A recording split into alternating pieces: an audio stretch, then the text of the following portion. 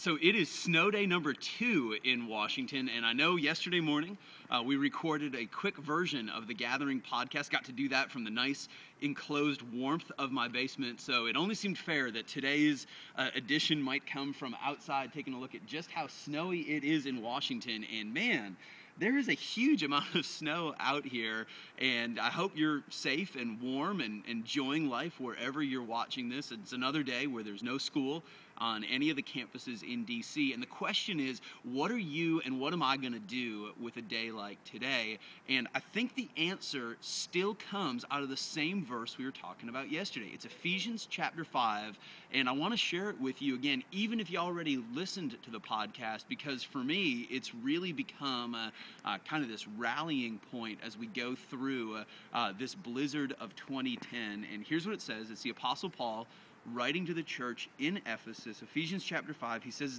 this way in verse 15. He says, "Be very careful then how you live, not as unwise, but as wise, making the most of every opportunity." And some translations say making the most of your time. And we talked a little bit about what that could have looked like yesterday. And today, the idea that I want to drag to the forefront of all of our minds is, what would it look like if the gathering, if college students at American University and George Mason University and Georgetown and the University of Maryland and any other place that you're listening to this decided that rather than just hang out inside today and weather the storm with our friends and keep the DVD marathon going on, what if we found a way to serve our campus, to serve our neighborhoods, to serve our cities? And that's the challenge for this morning. That's what we wanted to record this video to ask you to do. And I don't know what that's going to look like for you, by the way. I don't know what you can safely do at this point, but a couple of the ideas that we had.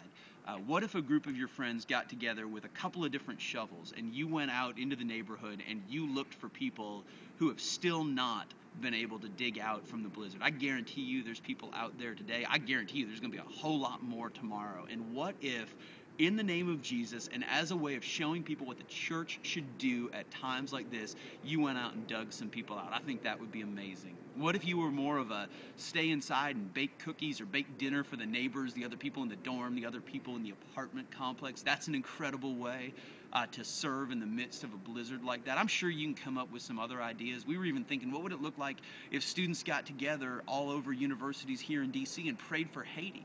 I mean, as we're digging out from a blizzard up here, they're still digging out from an earthquake down there. And what if we just said, we can use this extra time to pray for the people of Haiti? Maybe you get together and worship with your friends. Maybe you keep meeting with your small group. I don't know what that looks like.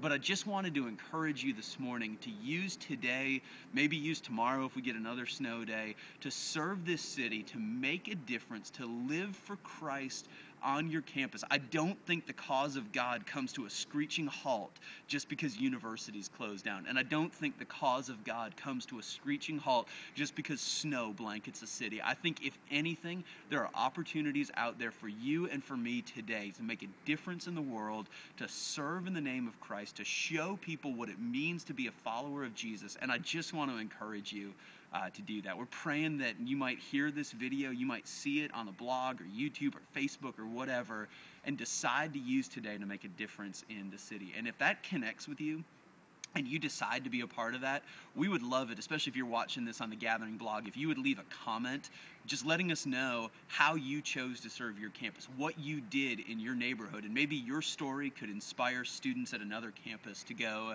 do the same thing. And just the way that you're using this afternoon, the way that you're using today could inspire all of us to live for Christ. So, not sure what you're going to do with this. I hope you're going to respond. I hope you don't just watch the video and think, oh, that was very nice, John, and you look cold, and I'm just going to go back to the DVD marathon at this point. I hope you decide to take action, and I hope your story inspires other people to be able to do that one way or another. Just want you to know that I'm praying for you, Alan's praying for you, our whole team is praying for you.